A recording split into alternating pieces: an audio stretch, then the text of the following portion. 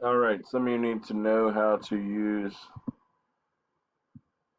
Screen. You have Screencast-O-Matic, and then we also have Screencastify, which has been here since the beginning of the school year.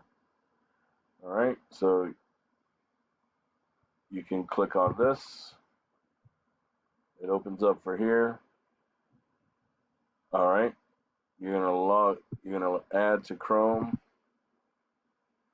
Alright, and it should be done for you automatically. And then when it loads in, you get this arrow up here at the top of your screen. You can click on it. All right, and your arrow, it's going to ask you to let some stuff happen. It's going to ask you want to use the microphone and the webcam and all that stuff. So that's your choice. So, and then to use it, you just hit record right here, and the same thing happens. You want the entire screen or a window. Either way you want to do it. If you choose window, you can decide what you want to do. In this case, we're just going to do the entire screen. Click on it. So now it is recording, blah, blah, blah, blah, blah. So it could record, and then I would say stop.